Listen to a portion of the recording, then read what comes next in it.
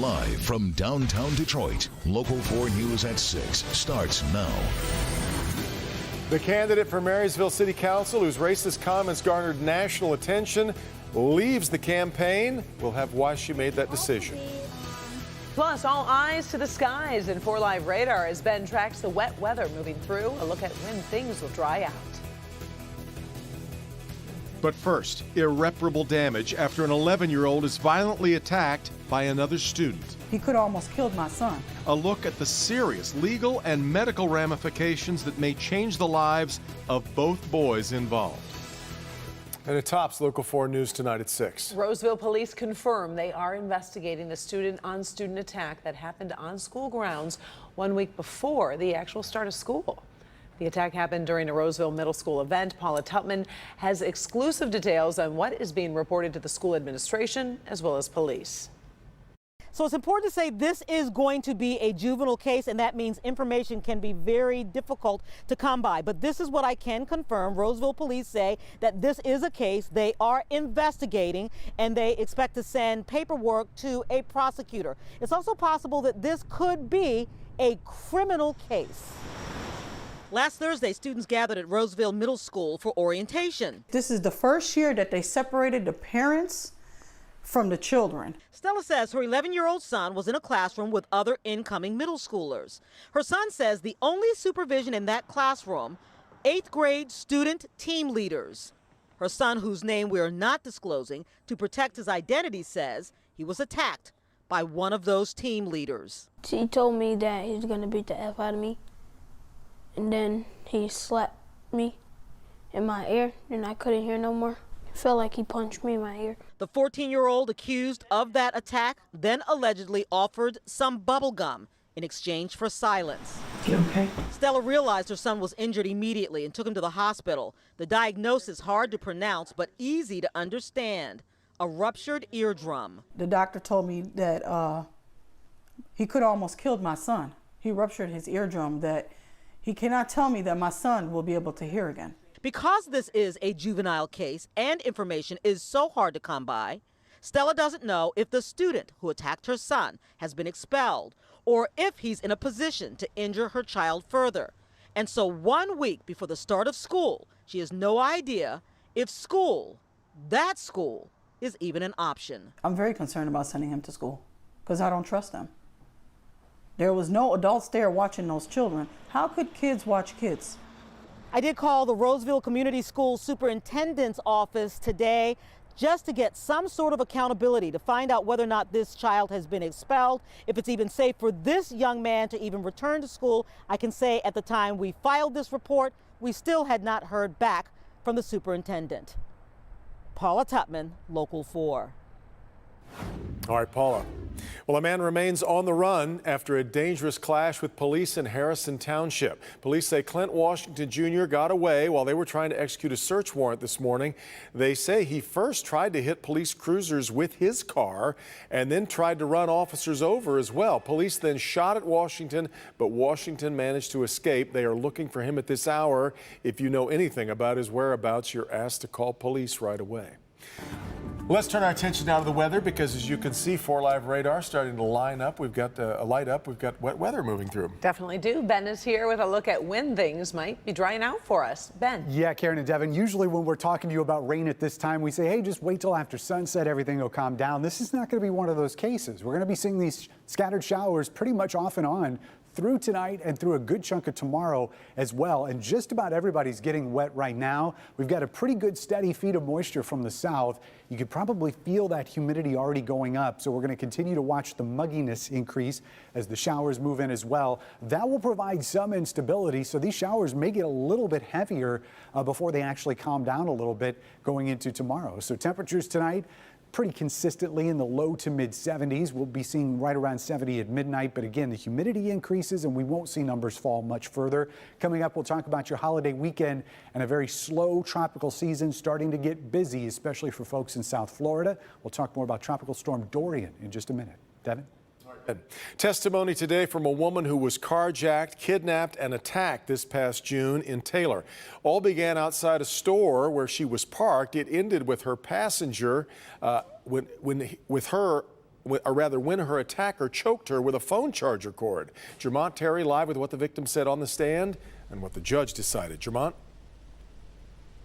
Devin, that victim forced to look at the man accused of kidnapping and threatening her with that gun right in the face in this courtroom behind me. She told the court about her frightening day heading to work back in June. Front and center, sitting in the defense table, we find James Ferris. Are you Mr. Ferris? Yes, sir. That's all Ferris would say as he listened attentively with his hands in handcuffs. On the stand, the prosecutor's key witness. He came up and said he has a gun, get in and move over. The 52-year-old victim testified that she headed to work on Eureka Road in Taylor. A man forced his way into her truck. The carjacker then jumped into the driver's seat and drove the woman to various ATMs. Prosecutors say this ATM video shows Ferris behind the wheel at one machine. But once he withdrew nearly $500 from different banks, the victim told the court how she ended up with all of these scars around her neck. And that's when he took my phone cord and wrapped it around my neck, strangling me. I tried to get it off with my hands. Were you able to? No. She continued on to tell the court how she passed out. Prosecutors say Ferris believed he killed the woman, but somehow she survived and came to just in time to notice something. Sitting up and seeing him drive away with my truck. Someone found the woman in desperate need of help near a warehouse hours later in Taylor. Police say they found Ferris in the victim's truck hours later in Detroit. Ferris is charged with 6 counts, among them assault with intent to murder, carjacking, and unlawful imprisonment, just to name a few. Now, the victim testified that Ferris told her that he committed this crime because his sister was being held hostage and he needed $500 to set her free. There's no proof that that was the case. As for this case, it's now bound over for trial. Reporting live in Taylor, Jermont Terry, Local 4. The Marysville City Council candidate whose comments about race caused an uproar last week is dropping her bid for public office. Jean Kramer said she wanted to keep Marysville a white community, then doubled down by verbalizing her views on interracial marriage. Priya Mann live with the update on Kramer's decision and how people are reacting tonight. Priya. Well, Karen, the mayor says she did the right thing. We did reach out to Jean Kramer, but she didn't answer the door or pick up the phone. We do know that about 1 o'clock this afternoon, she walked into City Hall and formally withdrew with a 1-sentence letter that she handed in to the clerk. This really should be an eye-opening experience for her. After her comments about keeping Marysville white received national condemnation, the mayor says council candidate Jean Kramer formally withdrew on Monday. I like to think that that decision was based on the public outcry, and I like to think that she recognized herself that she was not fit to serve as a public official in the city of Marysville. She spoke to Local 4 on Friday and doubled down on her comments. Mixed marriage? That's what's wrong. Do you feel like you're a racist? Me, no. I have no problem with black people and nothing like that, no. You just don't want interracial marriages or have them moving into Marysville? Because it's wrong, it's immoral. While she has withdrawn, her name will still appear on the ballot. According to the Elections Bureau of Michigan, the deadline to remove a candidate was April 29th. So her name will still appear on the ballot. There isn't anything we can do about that. But it is my sincere hope that she doesn't receive a single vote. The mayor says Kramer did the right thing and hopes to put this behind them. There's no city that's perfect. There's no community that doesn't have its flaws. But the ideology that that candidate brought to the table was inherently flawed, is inherently dangerous, and wasn't received by any member of our city council. And it was very clear it wasn't received by our residents. Now, there just so happens to be a city council meeting tonight. The mayor says the president of the NAAC St. Clair County chapter will be here tonight. So will Local 4. We will have much more at 11. Reporting live from Marysville, I'm Priya Mann, Local 4. All right, big developments in that one. Thank you, Priya. Busy day here, busy day nationally and internationally. Let's find out what's coming up on NBC Nightly News at 6:30. Kate Snow joins us live from New York City with a preview. Hi, Kate. Hi, Devin and Karen. It is a busy day. Just in this afternoon, a landmark ruling. Johnson & Johnson ordered to pay $500 million for its role in the opioid crisis. And we're taking a look at the dangers of football after marquee quarterback Andrew Luck suddenly retired. Now, that is a tough loss for so many football fans, but Kate, what does that really say about the future of the sport? So his announcement really signals that this newer generation of players are taking their health into account more than they ever did before, perhaps. And we're going to have details on that coming up on Nightly News. That's great. All right, Kate, we'll see you in about 20 minutes from now. Thanks. Still to come here, though, at 6, Plant Power. Why eating a diet high in plant protein could help you live longer and stay healthier. And here's Hank.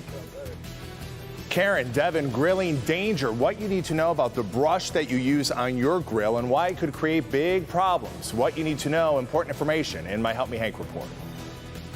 Legendary figure skating coach Richard Callahan given a lifetime ban from the sport for alleged sexual abuse of a minor. The victim, Adam Schmidt, sits down with me to tell his painful story. That's tonight at 11.